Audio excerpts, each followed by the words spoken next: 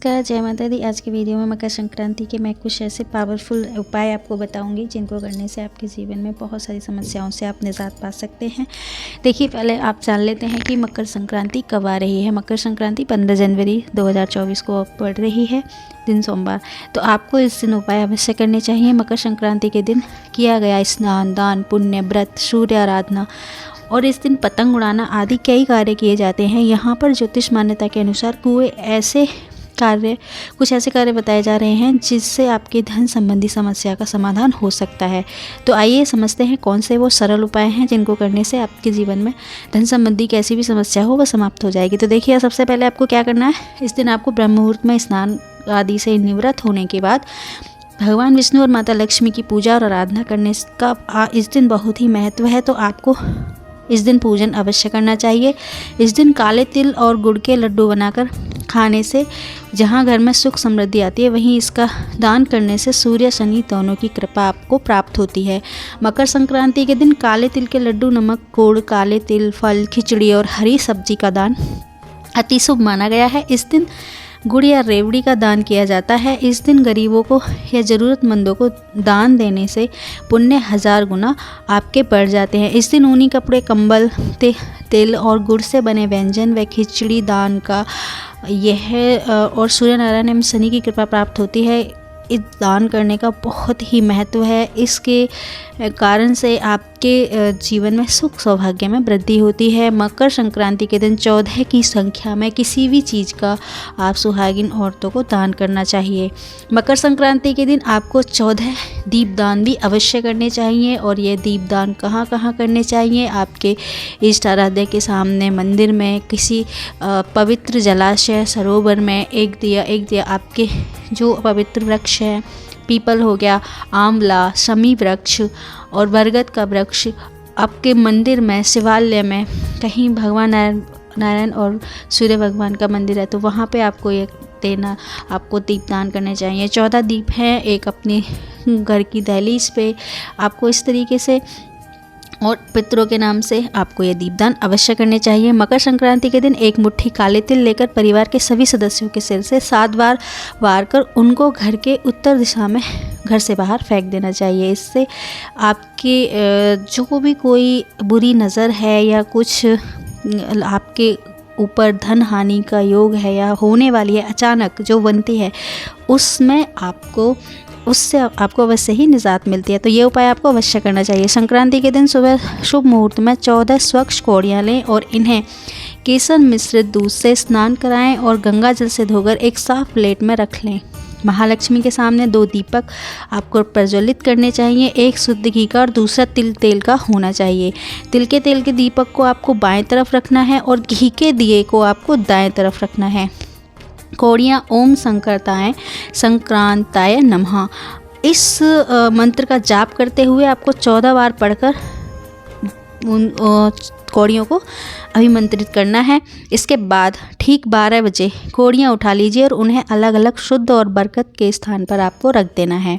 जैसे अपने पर्स में, अलमारी में, देव स्थान, किचन, सैया के नीचे, आपके जो बेडरूम है उसमें आप रख सकते हैं। पिलो के नीचे, काम करने की टेबल है तो वहाँ पे आप रख सकते हैं। आपके जो स्टोरेज है वहाँ पे आप रख सकते हैं। आपका जहाँ पे अन्न भंडार है, धन, उसमें आप रख सकते हैं।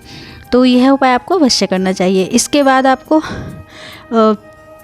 जो आपके जोत है वो कम से कम तिल के तेल का दिया आपको शाम के समय दहलीज पर अवश्य प्रज्वलित करना चाहिए। और घी का दिया तुलसी पर, चौराहे पर आपको यह दिया रख देने हैं जो माँ लक्ष्मी के लिए आपने प्रज्वलित किए हैं। तो इसमें से घर में जो भी आपकी कोई भी अलावला है वो चली जाएगी और घर में सुख समृद्धि, धन धान्य, लक्ष्मी की कृपा बनी रहती है इस उपाय को करने से।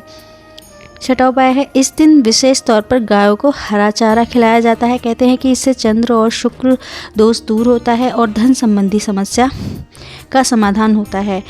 गाय को हरा चारा खिलाने से बुद्ध भी मजबूत होता है और बुद्ध होता है आपके सुंदरता का और वाणी का प्रतीक, बुद्धि का प्रतीक। तो यह जो ग्रह हैं इनमें भी आपके ये भी मजबूत होते हैं, इनको भी बल मिलता है।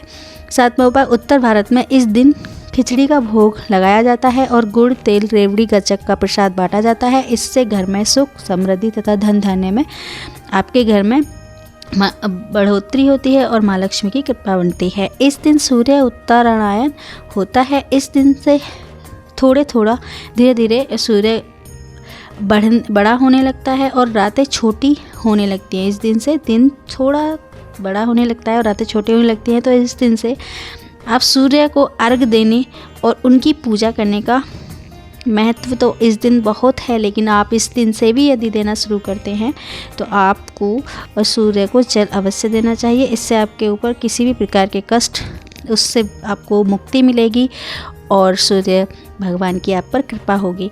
माना जाता है कि जो सूर्य देव हैं वो इस वर्ष जो है ना, वो दिन माना जाता है कि इस दिन जो सूर्य अपने पुत्र शनिदेव से नाराज़गी त्याग कर उनके घर गए थे, इसलिए इस दिन पवित्र नदी में स्नान करने से पुण्य 1000 गुना बढ़ जाते हैं। शनि की उपासना करने से शनि दोष दूर होता है और धन संबंधी समस्याओं का समाधान होता है। तो देखिए, यह वर्ष आप यदि इसके अंक काउंट करते हैं 2024, तो आपको अंक प्राप्त होंगे 8 और 8 नंबर है शनि का।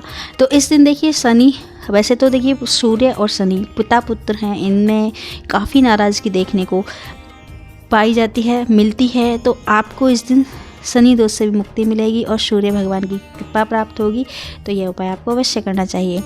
इस दिन आपको घी का दान करना चाहिए थोड़ा। इस दिन घी का दान करने से आपको मान सम्मान और यश और भौतिक सुविधाओं की प्राप्ति होती है। मकर संक्रांति के दिन पक्षियों को दाना खिलाना शुभ माना जाता है। मकर संक्रांति पर गुड़ एवं कच्चे चावल को बहते हुए जल में प्रवाहित करना चाहिए। संक्रांति के दिन सूर्य को तावे के लोटे में जल भरकर उसमें कुमकुम, अक्षत, तिल तथा लाल रंग का पुष्प डालकर उनको जल अर्पित करना चाहिए। जल अर्पित करते समय आपको मंत्र जाप करना चाहिए। मंत्र है ओम ह्रीम सूर्याय नमः। ऐसा करने से आप पर सूर्यदेव की कृपा बनती है। इस दिन आपको पितरों की शांति के लिए जलयुक्त अर्पण करें। जल शांति के लिए जलयुक्त आपको 1 लोटा उसमें तिल डालकर दक्षिण दिशा की तरफ, कच्चा दूध, गंगाजल और काले तिल डालकर आपको दक्षिण दिशा की तरफ मुंह करके अपने पितरों के निमित्त आपको 1 लोटा जल अवश्य देना चाहिए और ओम प्रत्यभ्योम नमः इस मंत्र का जाप करते हुए। तो यह जो उपाय आप करते हैं, इससे आपके पूर्वजों का, आपके पितरों का आशीर्वाद प्राप्त होता है और आपकी सभी मनोकामनाएं पूर्ण होती हैं। ऐसा यह जानकारी आपको पसंद आई होगी। ऐसे ही और इन्फॉर्मेटिव वीडियोज़ के लिए मेरे चैनल को सब्सक्राइब करें और वीडियो को ज़्यादा से ज़्यादा शेयर करें। धन्यवाद।